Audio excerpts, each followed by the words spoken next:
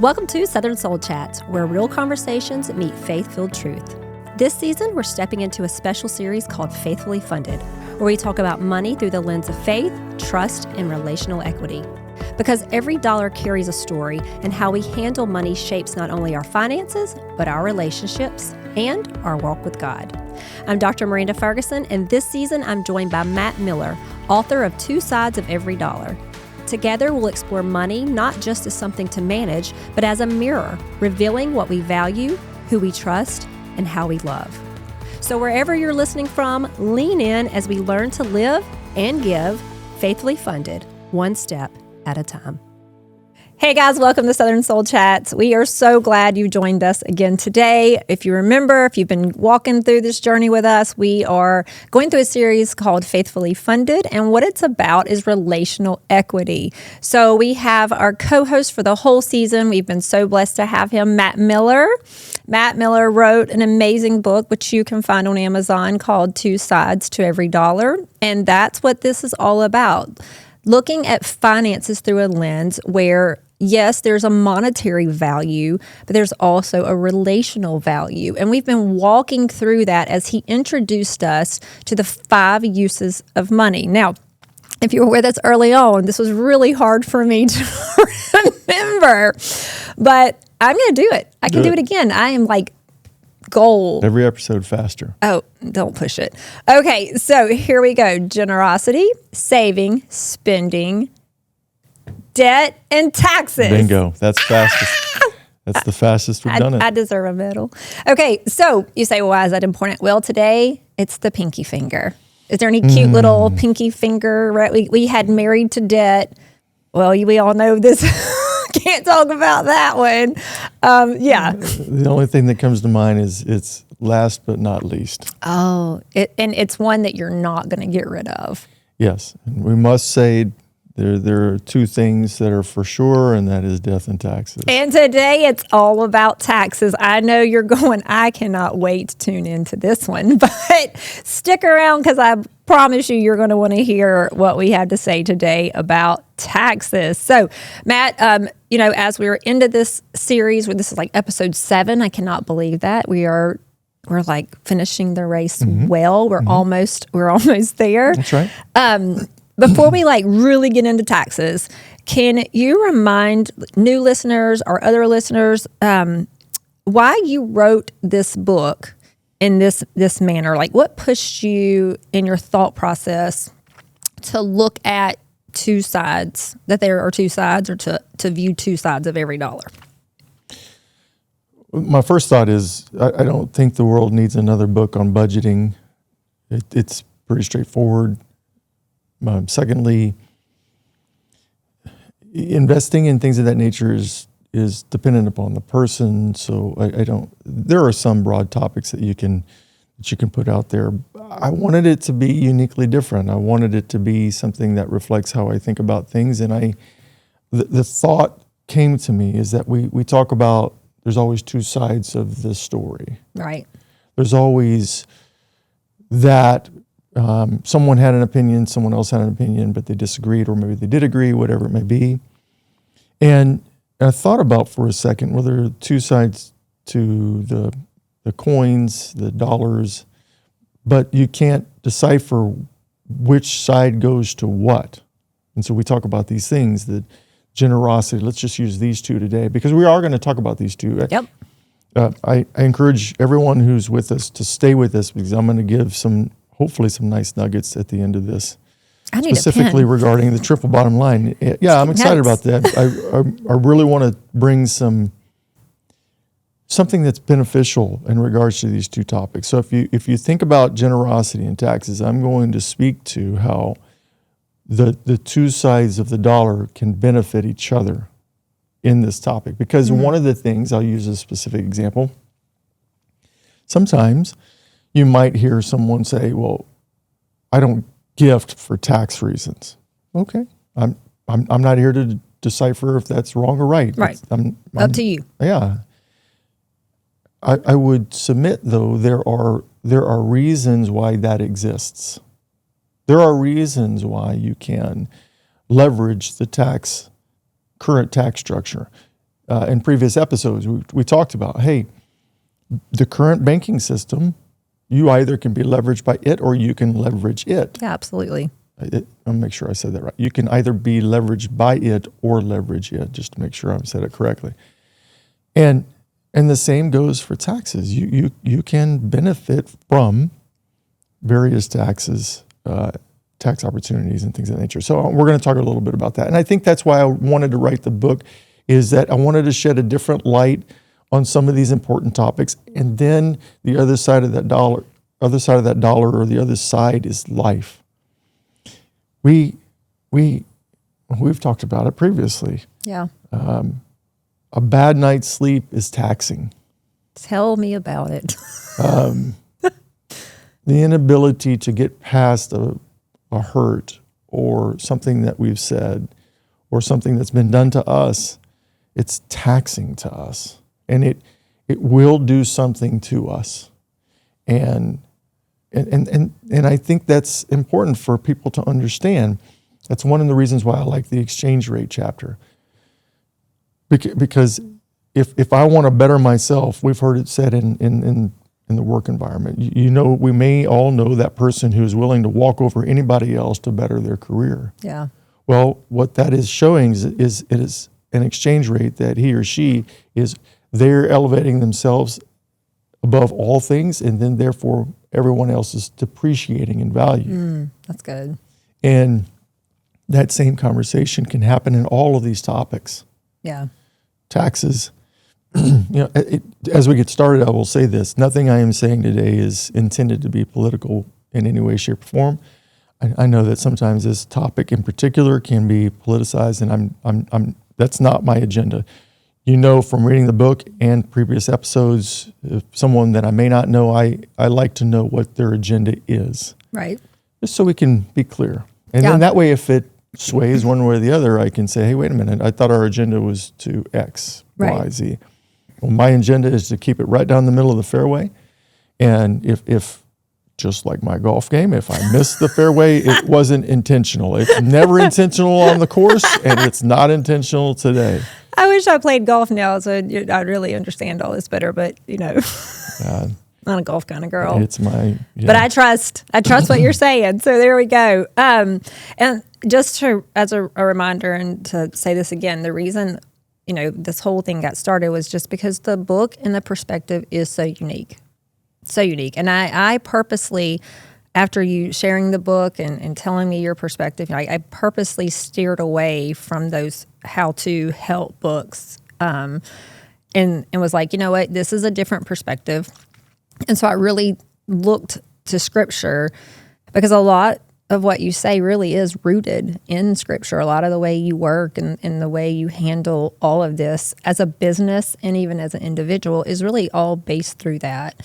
And so, like you said, it's just unique. I think this is a unique opportunity to look at money in a different way. I will be completely honest that, I have not thought of a lot of these things. I think that I was doing them or I saw them in certain ways, but reading this and going through this whole season has made me a lot more intentional. I came in here this morning and it was just a morning. It was a morning and a lot's going on. Behind the scenes, literally in life. And, Matt, with his witty personality, I sit down and I'm just telling him before we start. And he's like, that's all taxing, isn't it? And I'm like, yes. I didn't use that word, but it's extremely taxing. And there again, it's a unique perspective. Most people think of all these words only in a monetary way. Mm-hmm. But there are other sides. Like you said, if you flip your hand over, there's another side. Yeah, two sides of every dollar. And I will start today with that thought of taxes. I can guarantee you my thought on taxes is going to be different than others. Yeah. And I want to encourage everyone who tunes in that's the point. You have a right to have your own thoughts on taxes. Yeah. And I'll start with that. So for taxes, for me, I want to remind everybody again that I will often come back to the business world because I think there are some great parallels. if you think of, you don't have to say them out loud, but from the spending category, think of the top 3 places that you spend money. You don't have to say them. You can if you wish. I can't. Well, I mean, yeah, because I'm very much budget minded, so it's the same things. Walmart gets most of my money for groceries because I have 6 people in my home. Past that, do utilities count bills like house and stuff? Or are you talking about? Just in general. Yeah, the mortgage company gets the other chunk of my money. And lately, the power company has decided that they want all of my money. Okay. That's where my 3 top money goes out to. So let me ask for a 4th, but I would like for you to change the category. Okay. Something fun. Mm-hmm. Can we come back to that? Yeah, I'll go. I'm at the same place on most Fridays at 6:30 because I like my Mexican food. Okay? So the reason I use that example, I have similar examples, but the reason I ask that is because you're using money for a specific purpose, correct? Yes. Excuse me. So whether it's a need or a want, you're doing it. Fair? Oh yeah, definitely. Okay. Yeah. So in that thought process, I would like to submit that's how I view taxes. We live in the United States of America, and taxes are revenue to the federal government, or there are local and state taxes too. But in regards to our federal taxes, we are cost sharing the thought of the opportunity to worship freely, work freely, travel, raise a family. This experiment, which is still working. I love that you say this experiment. Well, it is. It is. And again, I want to keep this down the middle of the fairway. From Dr. Martin Luther King to various people who have lived abroad, they have tried to get here simply because it provides a unique opportunity that they don't have where they are now. Right. And that's how this whole nation started anyway. That's right. And so that's how I view taxes. I am with you and with everyone else we are sharing in the expense to do these things freely.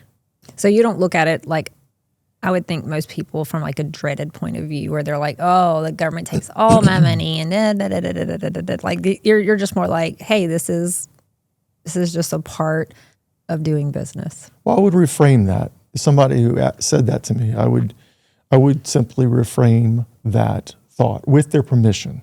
Right. Use our words, as you reminded me. I would ask, I don't know of anybody who all of their money is taken. Right. I don't. But that's a fair thought. That's what it feels like. Yeah. And so, well, yeah, okay, great.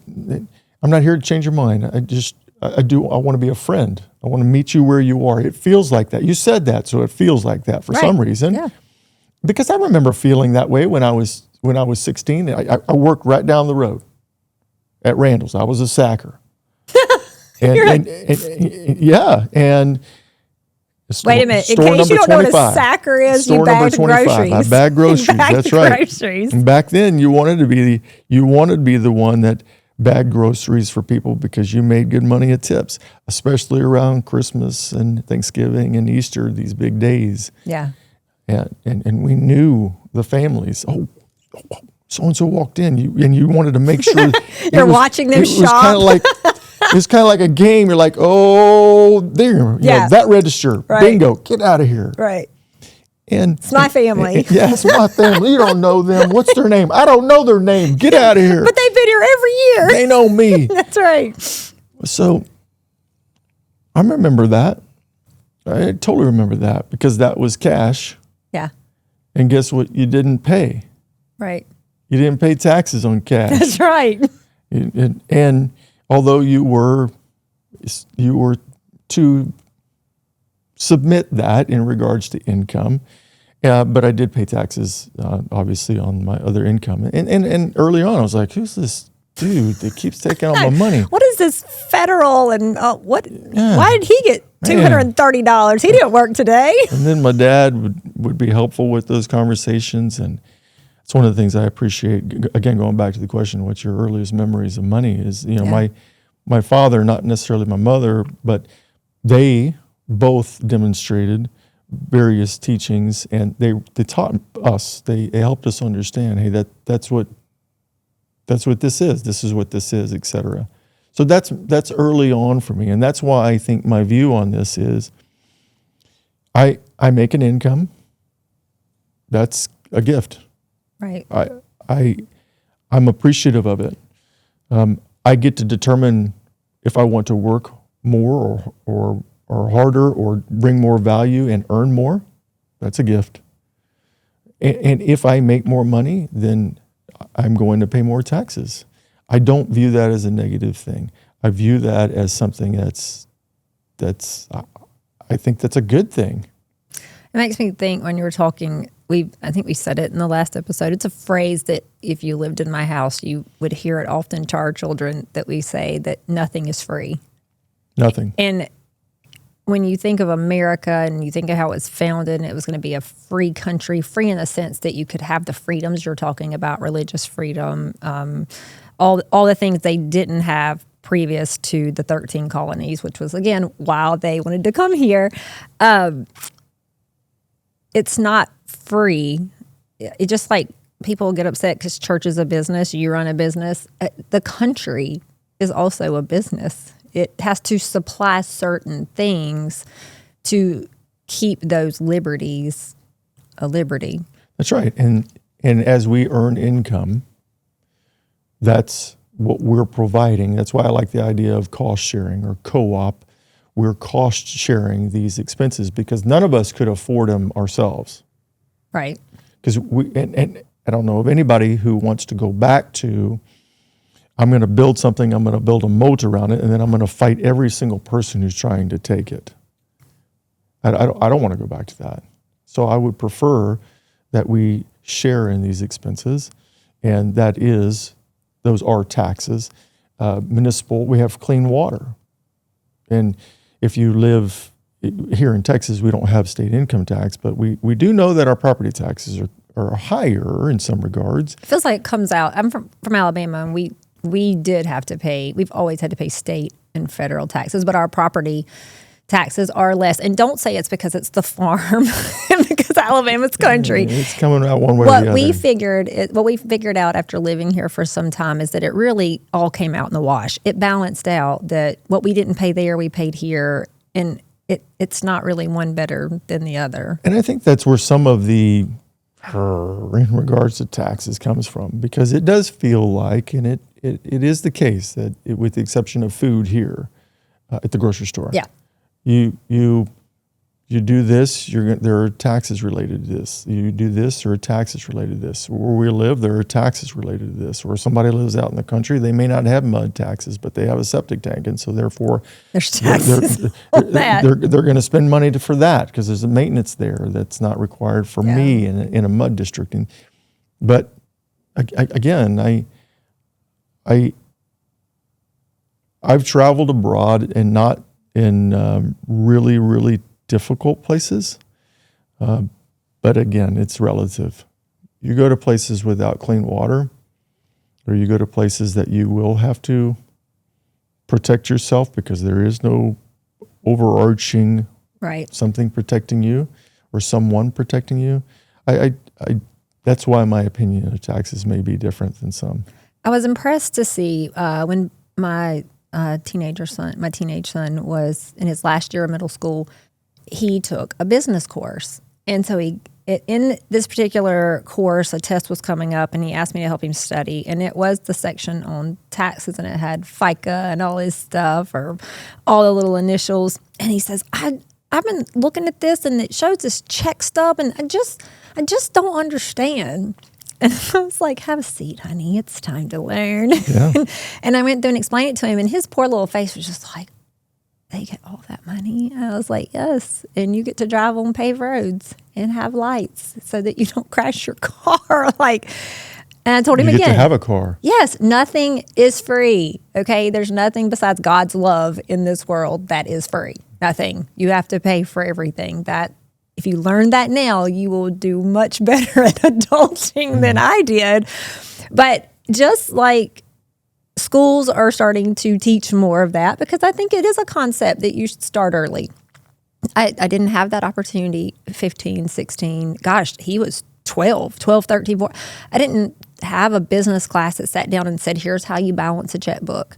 Here's how you, here when you have your very first job, this is what's going to happen. And so I was happy. I was like, this is good. I'm glad that we're starting to teach younger kids what this looks like, because it is a major part of adulting.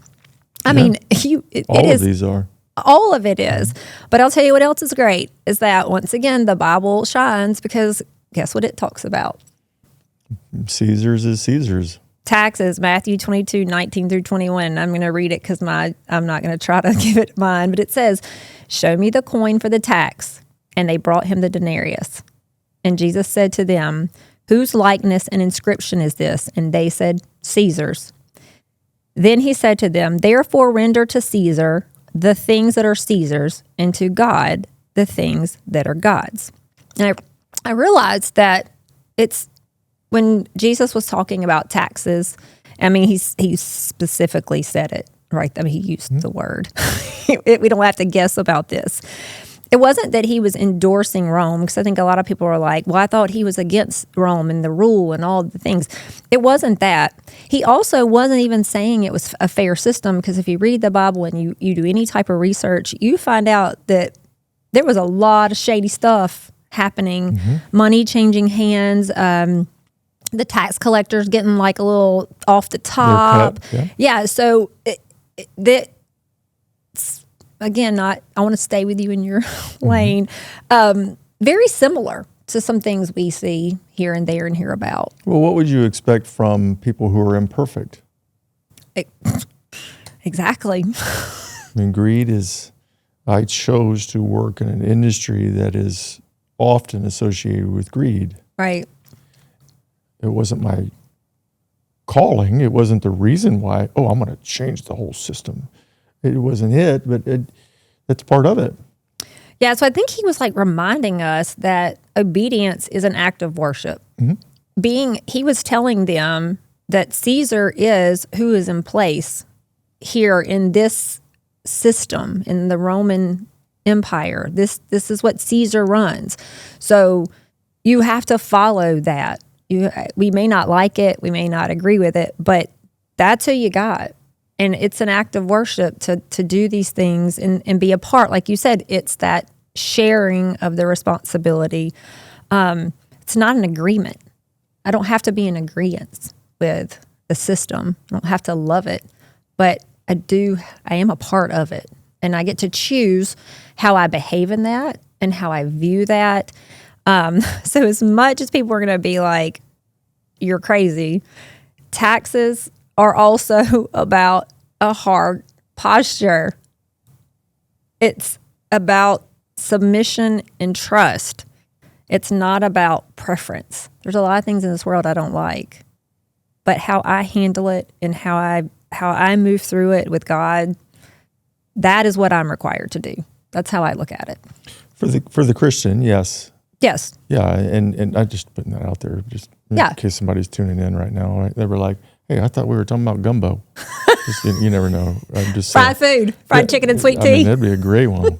You bring that next episode. You bring it. I can't be a co-host unless the co-host definition is someone eating these things. That's right. And I would be happy to participate in that. But yeah, I think that if you look at from the income perspective, the fact that we get the opportunity to live in a place that we can work freely, we can worship freely, we can walk down the street freely, safely, things of that nature,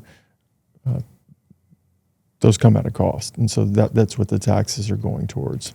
So in the book, you talk, I think, a lot about integrity in the places no one sees. Mm-hmm. How do taxes fit into that? From a tax perspective, there are gray areas. There are areas that you can, for example, someone chooses to write certain things off, or someone works from home, or there are various tax codes that exist that people can leverage. And they're there for a reason. If you use them, use them. Right. If you're 1099 income and you can write things off, then track that information, keep records of it, use it. That's why it's intended to be there. And I think, again, much like anything else, there are some that will take advantage of that. And I think that's where some of that stems from. How does honoring God with our taxes help to shape our character? I would go back to what I just said. I think that if I were intentionally trying to decrease my tax obligation and requesting of my CPA to then use said schedule or number to change my tax obligation, then I'm not only trying to change my payment, but I'm also asking someone else to help me do it. Right. And then therefore, I'm now dragging in someone else in my mess. Right. And I think going back to the relational equity aspect that we were talking about, well, that's kind of uncomfortable. I mean, who hasn't been in that environment where a friend asks, hey, I'm going to be doing this, but don't tell my mother, or don't tell my parents, or don't tell my husband or my wife. Right. Well, dude, don't brag. Don't bring me in that. Don't do that. I'm not going to do that. Yeah. And so I guess I would say that in that way, there are certain occasions of which, if we're trying to do things that are out of bounds, that's not honoring the system or God. So I personally, just like friends and just in general, have seen in people that taxes bring up a lot of anxiety, frustration, fear, and honestly, avoidance. Like, I think a lot of people are just kind of like, I'll deal with that later. I'm going to push that aside. Whatever that is. I know personally, if I ever get a letter from the IRS in the mail, I don't want to open it immediately. And because I have a nonprofit, sometimes I do get them, not for bad reasons, but there's this stigma that even when I see it, I'm just like, oh no, what did I do wrong? I got good news for you. I'm in big trouble. I got good news for you. Tell me the good news. It's not going to come via the mailbox anymore. Wait, what? It's all online. They're moving to online, so I'm just letting you know. So when my email box goes off. I thought that was that's good. At least I don't. Okay, well, when the email, I didn't know that. Wow, you heard it here first. Well, technically, no. I'm just sharing something that was already said. Yeah, I didn't know it, so I heard it here first. How about that? Yeah. Either way, taxes can make you feel heavy. I don't care if it's a letter in the mail, an email. Just the word IRS. Yeah. IRS, anything. But I think taxes. it's cool. I really actually never put this together, but what we were just talking about, Internal Revenue Service, it is a revenue to the federal government, which then provides all these things. I said what I said earlier, actually never thinking about that acronym, but that is what it is. Yeah. The fact that we get to sit here freely in a church that we get to then gift to then help itemize taxes. It's I don't know. Again, maybe I'm different. Well, I know I'm different. I've been accused of worse for sure. But I'm just saying. I think it's not a gift per se, but it is a gift to do all these things, and it comes at a cost. Yeah. So I was thinking about Proverbs 12:22, and my thought around it is that Scripture really does remind us that God delights in faithfulness, not in fear. Mm-hmm. He doesn't call us to live in fear. Matter of fact, he says we don't have to live in fear as Christians. Mm-hmm. We weren't not given a spirit of timidity. Yeah. And so in all these things, I mean, I would think in all the 5 U's, taxes to me might be the one where I'm like, oh, but there are other ones to other people that Well, the first one is the one I think that may bring the most in that regard. generosity. Yeah. Yeah. So you meet with a lot of families. Like that's your job. You get to see people every day. Do you notice any type of emotional or spiritual patterns that you see around taxes when you have to have conversations with people about taxes, or anything? Does anything ever like rise to the surface with families you work with? Sure. I think it's very common. That's why I said this earlier. I think it's very common for the taxes are not something that we want to talk about. Just because of the way I feel about it doesn't mean I want to talk about it. Right? Right. I may have a different bent on it. And not many people want to talk about taxes. But I think that's probably the most common. So you mean like answer. dinner parties? Nobody wants to like sit there and have dinner and Listen.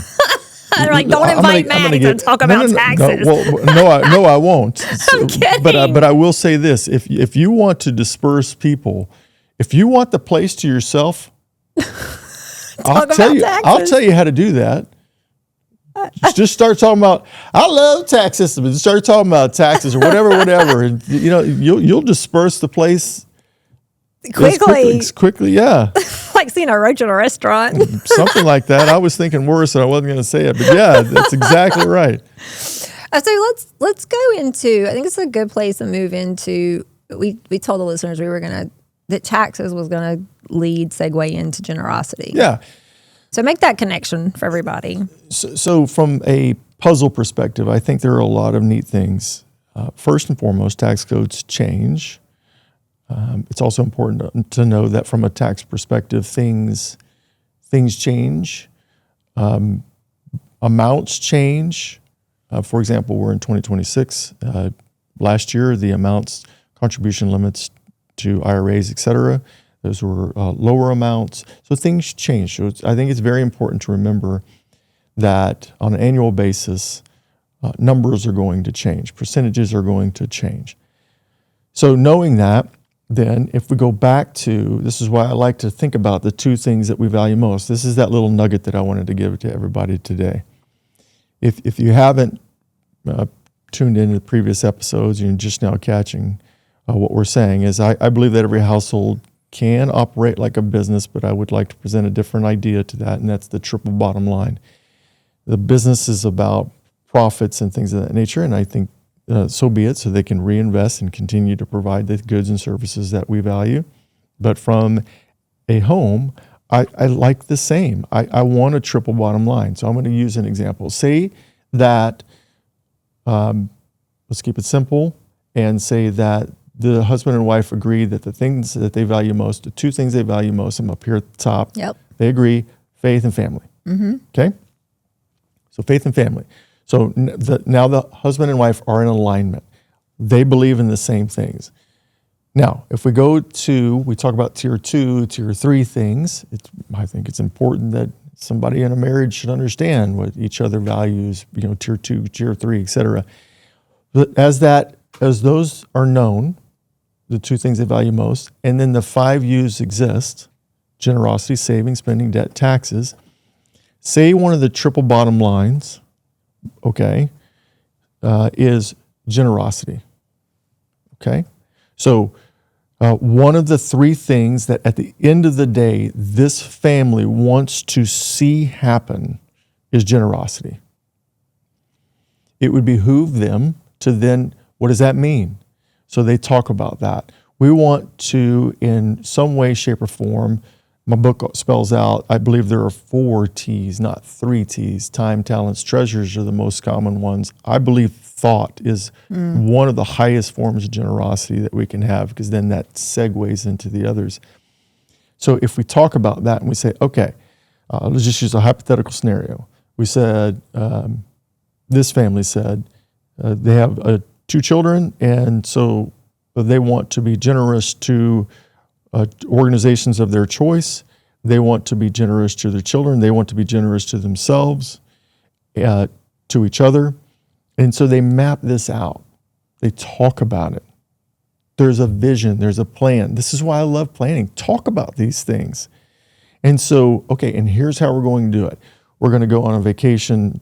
I told you this is important. I think you should consider this sincerely. It's difficult, I get it, but the husband and wife, we will spend time together by ourselves. We will figure it out. Whether it's a 3-day, just 2 hours down the road or whatever, we will vacation together.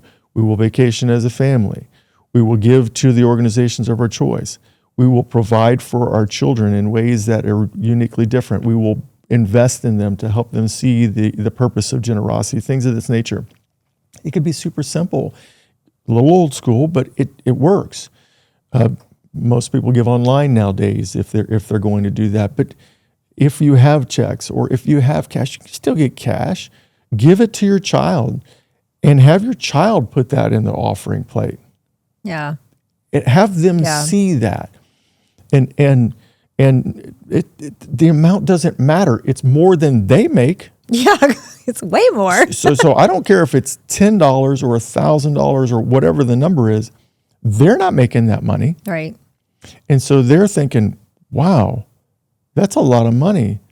And it's an opportunity to have a conversation. So that's why I love this structure. The 2 things they value most, the 5 U's are going to work. There's a triple bottom line. And at the end of that year, that family can quantify and qualify how that one of those 3 things at the end of the day, they saw value in. You make it sound so simple. It's not.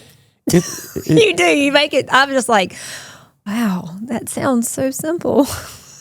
A lot of things in conceptually in theory may sound simple, but there's a lot of heavy lifting and there's a lot of work in that. And that's the benefit of it. If it were simple, then anybody would be doing it, that stuff. But I just love that thought and how much more strong or how stronger is that family after that year. And imagine that's 1 of 3. So whatever their other 2, the triple bottom lines, maybe their future, I don't know. Well, think about that. If one of the other 2 was the future, well, then they talked about that. The 2 adults talked about what the future means. Well, the future is us, our marriage. The future is junior's college, okay? Now we're 1-child family now, okay? College, launching a child, our careers, retirement, whatever it may be, okay? Well, they talked about that. And much like the business talks about these things, and the business strives to avoid mission loss, which is, okay, the CEO, the executive suite, they make these decisions, and then they make sure that every person in the organization understands that, hey, this is what we do. This is why we do it. I wish I could remember the book that I read, and it's failing me, so I'm sorry for not doing it justice, but I remember reading a book, and it was about NASA, and one particular person was visiting, and they met the janitor, and the janitor was very specific as to why they exist. And this person thought that was just spectacular. There was little to no mission loss in that. And if the business does that really well, then in theory, they're more prepared to be successful. Well, so can the family. Right. It's just harder, though. It's harder because you have multiple full-time jobs. You're married, it's a full-time gig. You're a mom, full-time gig. Full-time gig. Yeah. You do this, full-time gig. So you have 3 full-time gigs. Well, 4. I'm also a student. Okay. It's also full-time. Okay, yeah. And then not that I'm bragging about that. I'm just thinking like, oh wow, I have a lot of full-time gigs. And so because of that, so if we unpack that, because of that, in many ways that can be taxing to you. Yes. Okay. And so that in that regard, that word association can throw some off. Right. But I would just put a spin on that and say, can you do that in a country that you're not free? Oh, no. And so let's come back to that and say, okay, Well, there's a cost associated with that. And I'm sharing that cost with you, known as taxes. The fact that you have 4 full-time gigs that you signed up for, in all sincerity, the fact that you have the ability and the autonomy and the freedom to do that says a lot. Yeah. Well, it makes me think, again, I hate to say it again, nothing's free, because in a marriage is taxing. It's work. Yeah. If it's not work at your house, please call me and tell me how. But you're not going to get any phone calls. I'm not. It's work. And so I have to make effort. I have to show up. I have to do all the things. I mean, Jeremy and I are 2 different people. We like 2 different things. We view stuff very differently. So we have to work. Being a mom, I have 5 boys. Nothing's free. They don't wake up every morning being perfect angels. You just made a lot of people feel better about their lives. Did I? They all of a sudden, look, they all of a sudden said, taxes are not that bad. They were following you, and then you said 5, and they're like, oh. Yeah. Our life is so great. I've got it easier. Yeah. Ooh, look at my life. But it's to be a good mom and to have these things, I have to work really hard. I have to maneuver a lot of schedules. I have to talk to my kids. I have to make decisions that they don't always agree with. I'm not always their favorite person. But it takes work. I have to show up every single day. Like, they want to eat all the time. And so I have to show up. I am the 5 kitchen. boys. Yeah, I'm the maid and the cook. 6, technically. Yes, 6. Jeremy, I didn't. Yes. Jeremy, Yes. Jeremy. He does count. Jeremy, check. Yes. I didn't call you a boy. He does. I was putting you in the man category, just FYI. And then again, it's work again. Actual work, this, I have to show up for this. There's studying, there's preparing, there is conversation, there's relationship in the community. I wish I could walk in here and sit down and podcast and be like, oh, yay. That's it. But there's a lot attached. And then, of course, being a student, again, yes, I made that choice. I feel like God called me in that direction. And so I'm walking in that path with him. And I have to do homework. I have to get up at 4:30 every morning to have my quiet time and do homework every day so that I can make space for all the jobs that I'm required to be a part of, because I made the choice, but I live in a free country where I get to make that choice. Yeah, and so if we come full circle with all of that, and we come back to the taxes, I would like to, I want to talk about the generosity aspect, because I think a lot of this is, it's not talked about enough. And I want you to make sure that you throw in the part where you talk about like what's owed and what's given, the obligation versus the generosity, because you mentioned that too. So you want to go there? Yeah, let's do it. Let's do that. Let's go. Would you rather owe something because you were given the autonomy to do it, or would you rather be in debt to someone because they will forever hold something over you? Oh, definitely the first one. Taxes. Yeah. Debt is different. If I have to, I'm trying to think of an example. I can think early on. I in my childhood there was it was a great upbringing, but there were some times in my life when I thought that I would never be able to meet or exceed certain expectations. My sister is far smarter than me. Far smarter than me. This is I'm going to keep make sure I'm to tag this episode for your sister. I'm going to keep it light. I'm going to keep it light. My sister and I are again raised in a blended family. My sister is younger than I by 1 month, and we go to college at the same time, and she gets her acceptance letter, and it's like, "Come on in, sister. We want you. We want you. We want you. We want you." Yeah. And we were all like, "Did you think you were going to get something different?" Right. And then I get my letter, and it's like, "Oh, pobrecito." It's like, we're so glad that you know how to write a letter to a college. We're so impressed. We're so impressed. And, it's this long diatribe of how happy they are for me. And it's like, ... Try again later. That's kind of like how my letter went. Uh-huh. And I didn't even get letters. That's another podcast for another day. And my parents, God bless them, they did a fantastic job at helping me understand. And I knew that. And it wasn't, although I ultimately graduated from the college that I wanted to go to, I knew that it wasn't going to be healthy for me to go to there. I would have failed miserably. Right. Yeah.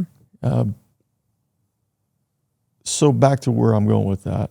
I had to think about it real quick. Back to where I'm going with it. There are some occasions of which I didn't feel like I was ever going to meet the expectations of my parents, and I was indebted to them for right. It wasn't good. But that was me. That was never them on me. Right. So I just go back to be able to live in a country that is free, to be able to do all these things. There is something owed for that. Yeah. To be able to do that. And I honestly don't believe that God is asking us to submit because systems are perfect. Just like in marriage is not perfect. Raising children, if anybody would like to see a non-perfect raising of children, stop by my house any day of the week. And all the things I can think of, it's not perfect, right? But the cool thing, the best and most awesome thing is that God is perfect.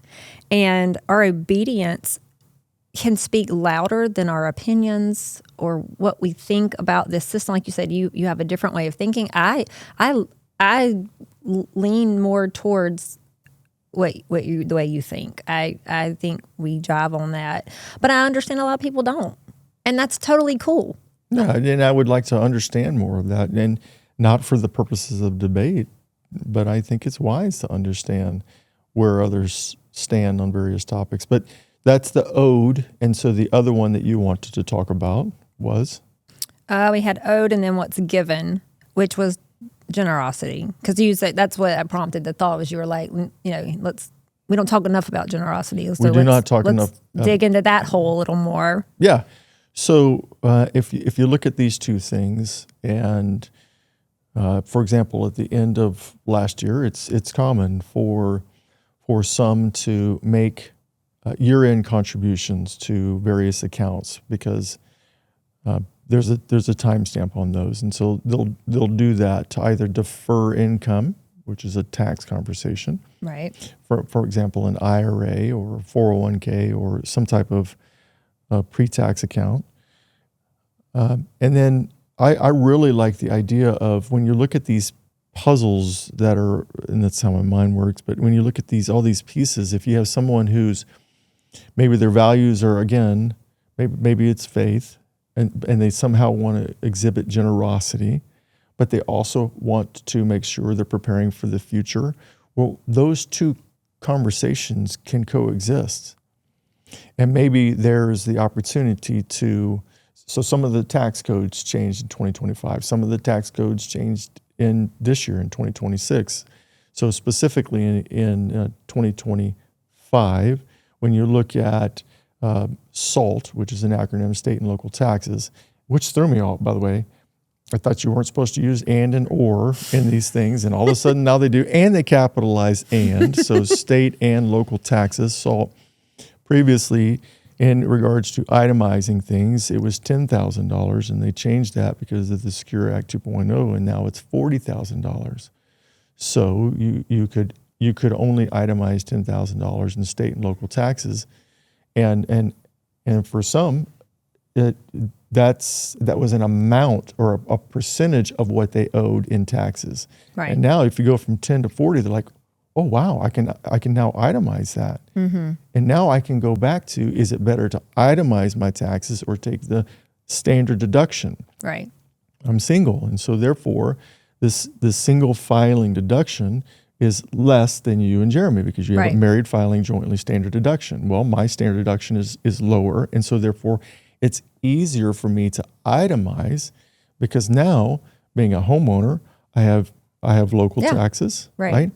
I have my gifting, and I have other things, and I can continue to itemize, which then is greater than my single standard deduction, and that's what I would prefer to do. Well, if people aren't aware of that opportunity, that's not. How do you say that? That's leveraging what is available to you. Right. There's nothing wrong with that. It's kind of, I had this thought a minute ago and I was going to say it, but then I lost it. But then it came back. It's like taking a job that has benefits and saying, I'm not going to use the benefits. I don't want the benefits. And no, I don't know anybody who doesn't take most of the benefits that you'd be surprised. come. You'd be surprised. Well, you know different people than I do. But well, you'd be surprised how many people don't understand the matching right. of a 401k. Or I'll use a quick example, okay? So the rules differ by employer and things of that nature, but say that matching exists and say it's up to a certain percentage and say it's a 3% match, and say they're saving in their employer-sponsored plan, but they're not taking full advantage of the match because they're also saving in the other spouse's plan, but the other spouse's plan doesn't match. Right. Well, it's a dual income household. So why not just max this 401k out, okay? Take advantage of all of the match. Aren't both of those going towards the same future? Yeah, the same people, right. So there are little tweaks like that can be advantageous. And it just happens. You just don't think about it. Yeah, I think we understand benefits in other arenas, but not in the arena of the IRS and the tax and all that. And one is because it changes a lot. It's going to change every year. Sometimes, it changed mid-year in or roughly in the middle of the year in 2025. In 2025, they talked about changes in 2026 this year. So, for example, we call them catch-up years. That's a nice way of saying those of us over 50. If I'm going to make catch-up contributions to an employer-sponsored plan, well, that's now got to go toward the Roth side, which has changes on my taxes because now it's not tax deferred, it's taxable. But I look at that and say, okay, so I'm going to pay the taxes now for this amount that I put in my employer-sponsored plan, but that money will never be taxed again, ever.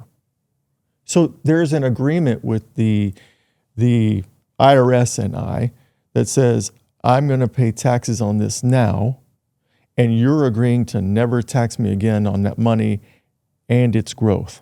Right. I think that's kind of a win-win in my opinion. Okay. You're like, cool, sign me up. Well, maybe not cool because change is difficult. Yeah. But still, it's both parties win in that scenario. They're saying, hey, we want taxes now, and for that, we will never tax you again on that money. Right. I'm going to encourage you to do some type of classes or something, like, these little online snippets where you just share little quick thoughts with Matt Miller. Maybe one day. Yeah. Maybe one day, because you need another full-time job. Yeah. Okay, here's a question that I actually see online a lot. When people are especially talking about tithing and taxes and giving and refunds, it's really funny, the conversations that people have and the freedom they'll ask to strangers because nobody knows them. So they're like, you can't really judge me, right? Sure. Big question. Uh-oh. I'm going to get a drink of water. Are you ready? Yes. While you're giving the question. Yes, here comes the question. Here's a big question that I see. Do I tithe on my refund?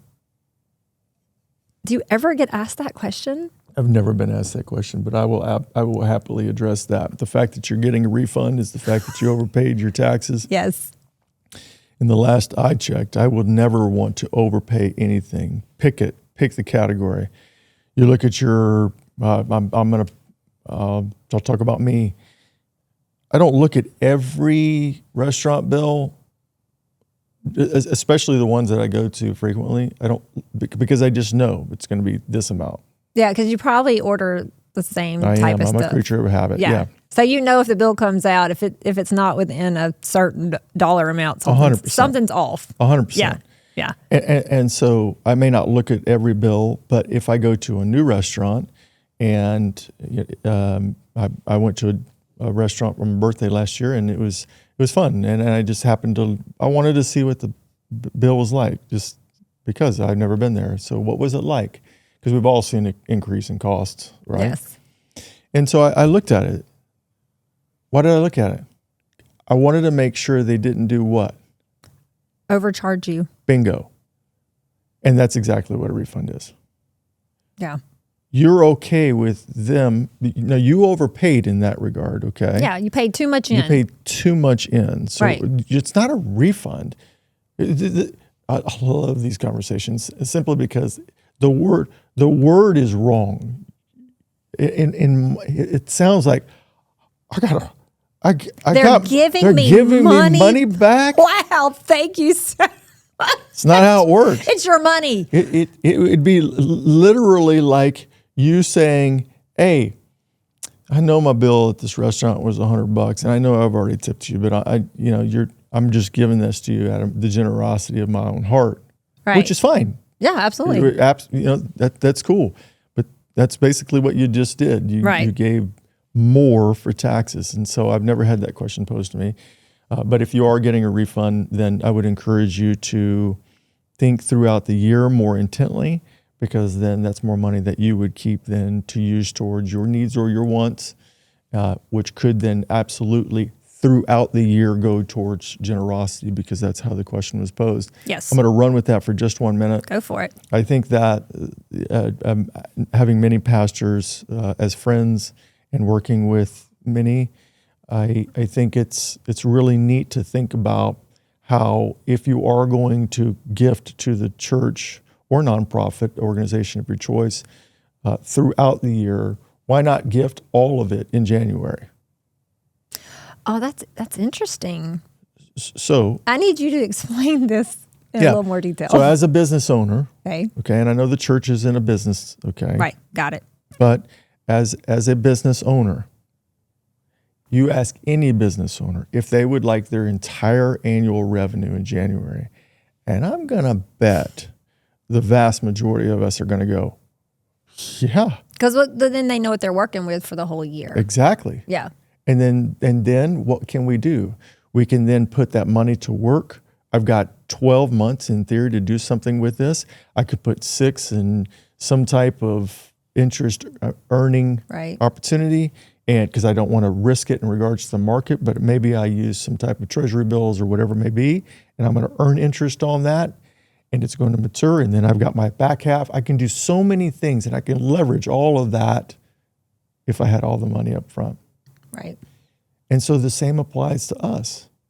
If we know that we're going to give to a nonprofit organization, and I'm not saying we may know if we're going to get an increase in salary or not. Well, if that happens, then you just change it, right?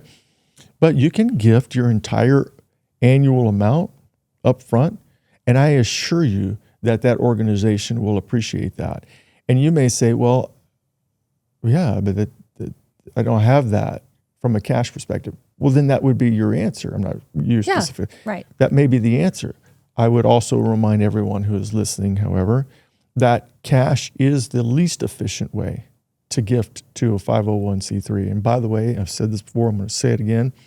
If you're a nonprofit organization leader and you don't have a 501c3 designation, get one. I ask that you look into it. It is very beneficial. If you don't have one, I would want you to understand, no judgment. However, you are limiting the manner of which people who want to support you can support you. You are limiting it to that. So if you go back to someone may want to gift the entire year, well then maybe there are accounts, non-qualified assets, which are after-tax accounts that have appreciated with growth in the market. Well, you can gift non-qualified assets to the 501c3 of your choice, and then they have their entire year's worth of gifting in January. Yeah. Meanwhile, what you would do is you would then, what was going to be monthly goes back into your non-qualified account, and you allow the market to do what it does. I should do both. Yeah. Because you better do both. Compliance is going to do what they do, but it's fine. But again, and I'm going to say this, upward and to the right is what you should expect for your investments over time.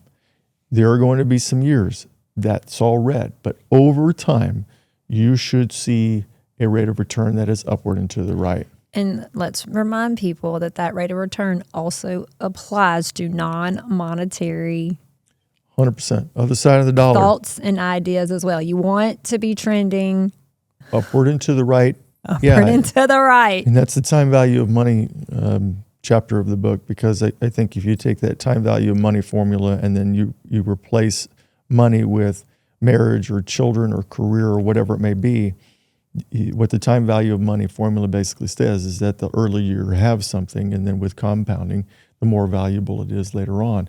Well, isn't that always the case? Right. I mean, it's pretty rare to hear somebody said they met. It happens. Now it happens, okay? The people who met on a blind date and boom, they're married 2 months later and they've been married for 50 years. Of course that happens. That is rare. It is not normal and it is rare. That's right.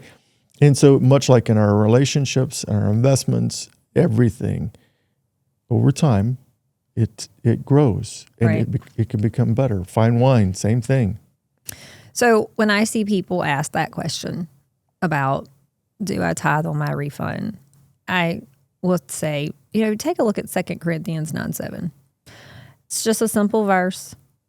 But of course, in the Bible, God does touch on everything. It's a living word. It's very applicable to any and every situation pretty much that you can think of. And it says, each one must give as he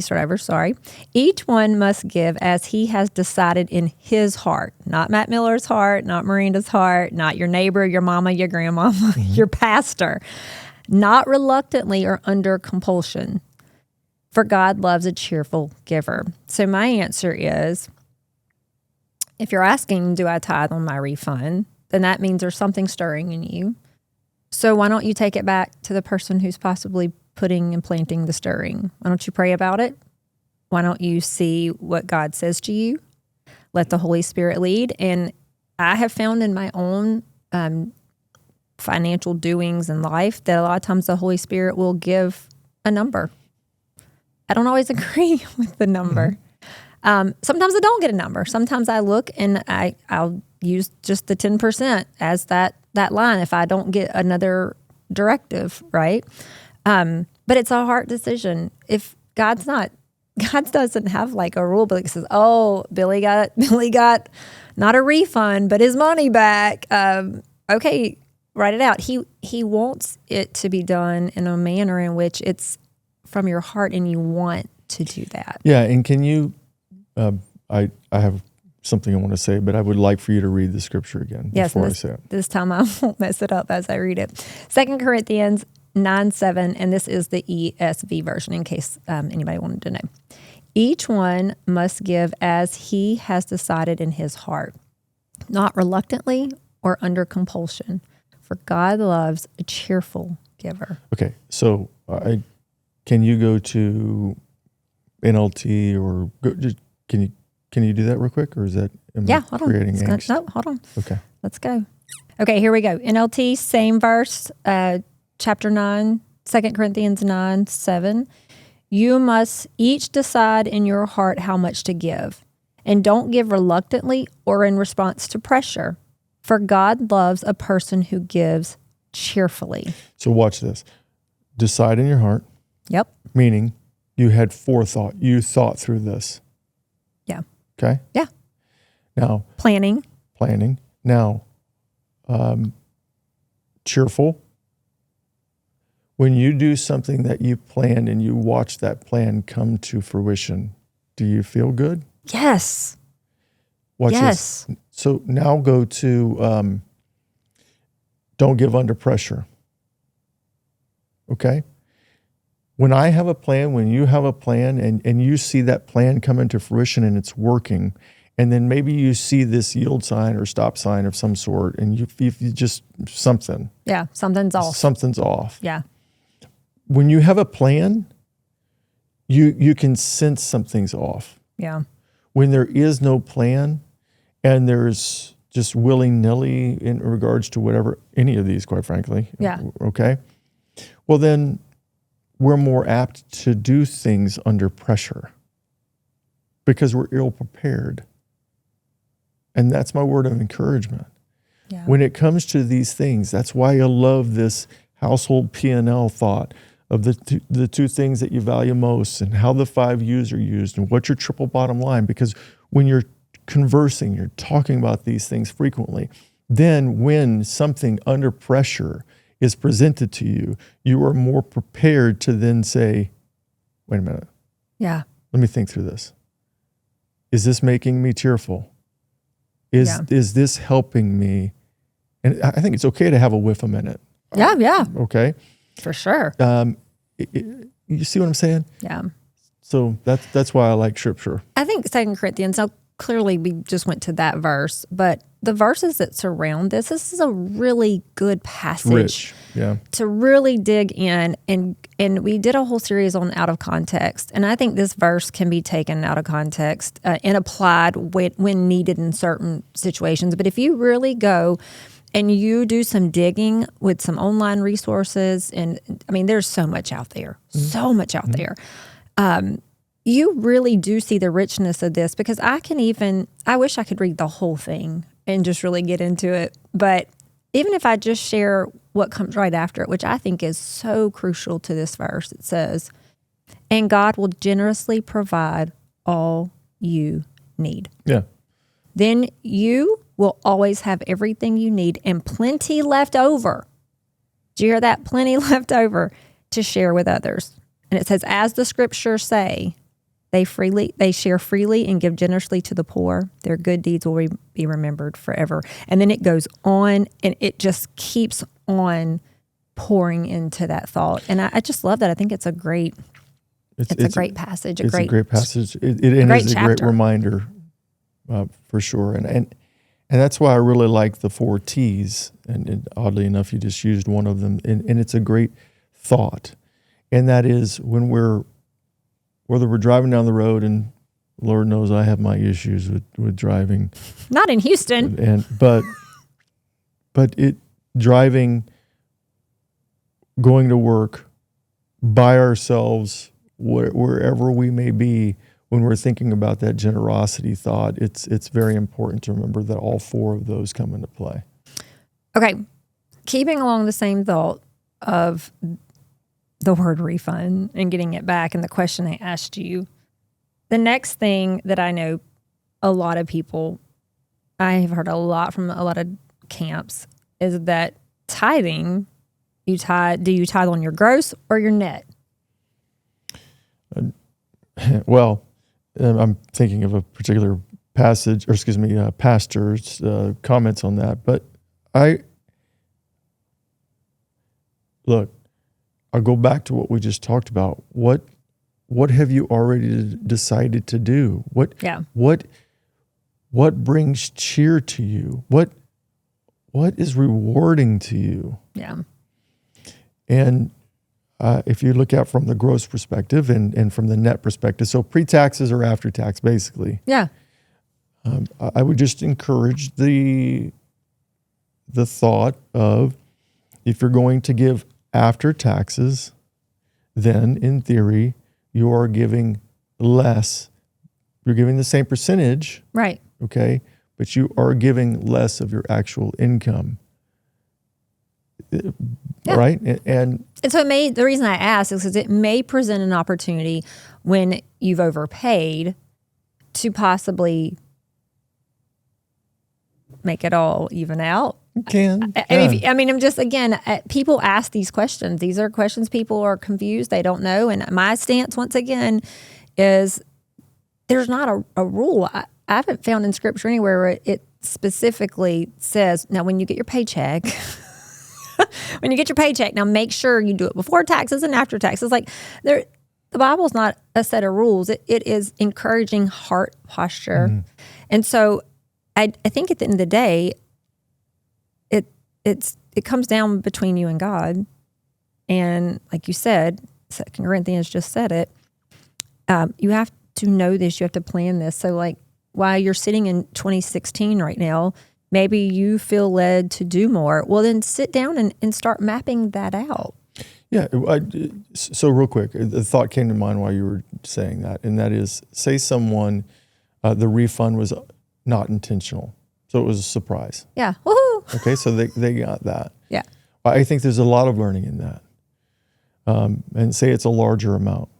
Okay, well, one of the first learnings is that, hey, this year, because you got your tax refund at some point during the year, okay, so I just got a tax refund. So let me pay attention to that. What is it that I could have done differently, that I could have kept money longer? Right. And now I'm going to give from that now, because I go back to what I said earlier.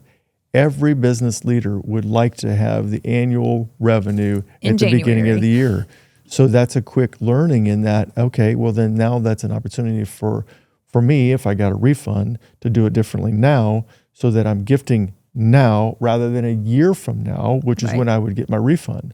Right. So that's one quick learning. Two, again, I agree with what you said. Go to God in prayer. What do you want me to do with this? And then, of course, listen and wait for answers. And if you don't have an answer, then at the end of the day, what brings you cheer? Yeah. I think it's really important to remember too. There are various ways to have a cheerful heart. There's a great organization that this church supports, and someone that I've known for a long time is a champion for that organization, and they build beds. I love that organization. It's a great one. And so it breaks my heart to think there are that many children who sleep on the floor in a city that I live in and love. Yeah. So think about that for a second, okay? So maybe you don't. Maybe in this particular question, maybe you don't then turn around and gift part of that refund back, but instead what you do is you go deliver beds. Right. That's a cheerful giver. Yeah, that's your time. The beds have got to get there. Yeah, that's your time. They're made. Yeah. Okay, so maybe you don't do that, but maybe you want to you want to hug and build and see a smile on a kid's face. On a kid's face. That's right. Yeah. If that doesn't melt your heart, then I'm sorry. Maybe there are different ways to be cheerful, but that just came to mind. But yeah, like I said, I just want to say this as sweet and kindly as I can. Like, I just don't think God's looking for math. I think he's looking for meaning. I think he's looking for opportunity for us to invest in others, for us to see those smiles on those faces. Houston's a huge place, and all over you live, there are nonprofit organizations, there are churches, there are all children types. Children, I mean, there are orphans. Homeless. You can keep going. Mm-hmm. It's everywhere. You're not going to go anywhere where you're going to escape it. And like Matt said, it's not always about the money. I mean, I can speak personally because I have a nonprofit. I have a 501c3.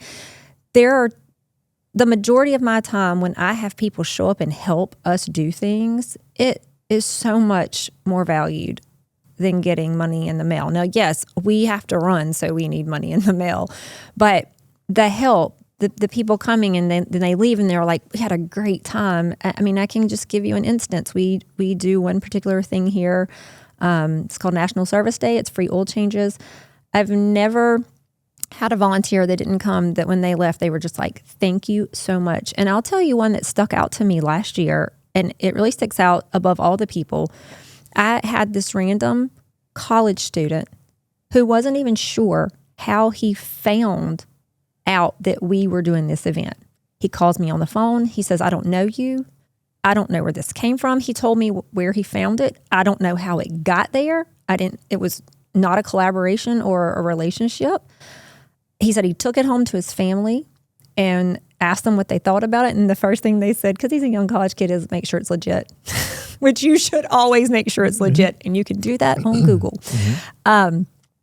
And he said something just stirred. And so he wanted to call and talk to me and make sure I was a real person and find out details. So I explained to him what we were doing, how long we've done it, who we collaborate with to do that. I said you could see some pictures online. We would love to have you. He says, well, I really think I'm supposed to be a part of this. Can I get the information? And I think I'm going to try to show up. And same thing I always say, if we would love to have you, if not, try again next year. Just let me know. Mm-hmm. So I never heard from him because he was supposed to email back and let me know. So I just figured, maybe things happen. Life happens. I mean, volunteers, you have to be thankful for volunteers because they are stopping their day to do something. And sometimes life happens and they can't. I mean, it's just the way it goes. Life. I show up extremely early to this event, like to get prepared, to get ready, to set up, because I know how crazy this day is. And I pull up to the front to unload my truck, and I see this car, the only car in the parking lot, and this kid get out, slam the door, and he starts walking towards me, and he introduces himself, and sure enough, it's the kid. And that kid worked his tail off all day long. I did not see him again until the event passed, which was like 3 hours, 4 hours later, because he was working outside, I was working inside.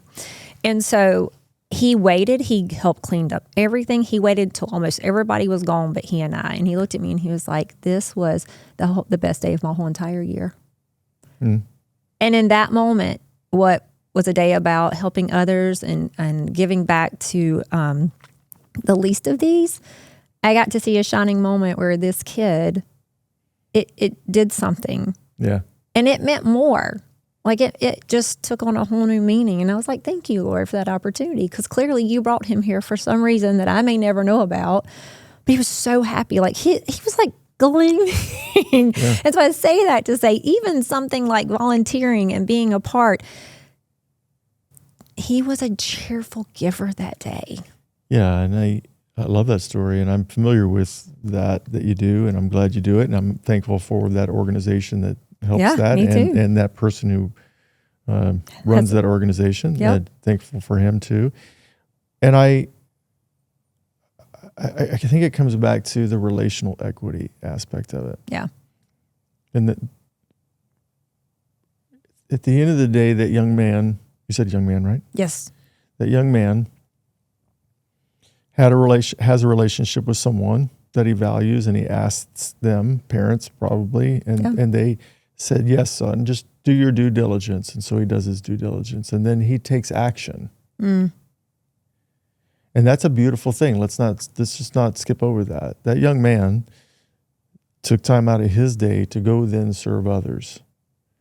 And I think that's a beautiful example of what's spoken of is pressed down and then spills over. That young man, that's how he felt.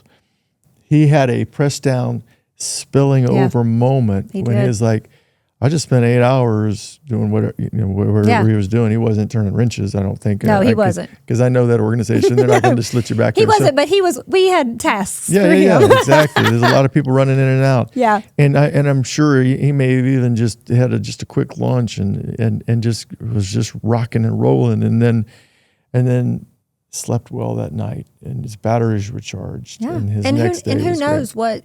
Who knows where that's going to stem. Sometimes we just plant the seed. Well, most of the time we just plant the seed and God does the watering. And I like how you said that. And I would just basically say, you're correct. It's not math. Yeah, it's not math. The all-knowing doesn't need to do math. Yeah. I'm just guessing here, okay? Yeah, I'm feeling like he doesn't. It's not about the math. It's about the heart. It is about that story of that young man. Yeah. And I would relate it to, I don't know when the last funeral you went to, but I would just say when you go to one, you don't hear about, now you may hear about career and their accomplishments, that you don't hear math. You don't hear money. Now you might in closed circles or closed doors by some, but you hear stories and memories. You hear crying. You hear things that exist because at some point there was a cheerful person and they enjoyed being around them. Someone lost someone, and the reason they mourn, or a year later or 5 years or 10 years later, the reason they still miss them is because there were cheerful moments. There was relational equity. Yeah. And that's why I wanted to write this differently. It's not about the money. The money is important to all of our lives, from the transactional and from the needs and the wants and all those things. But life is so much more than just the money. It fuels a lot of what we do. Yeah. But I think that's at the heart of it, why I wanted to write that book differently. Yeah. So as we wrap this up, here's my final thoughts, and I'll let you give yours. taxes aren't really for the IRS. They're not.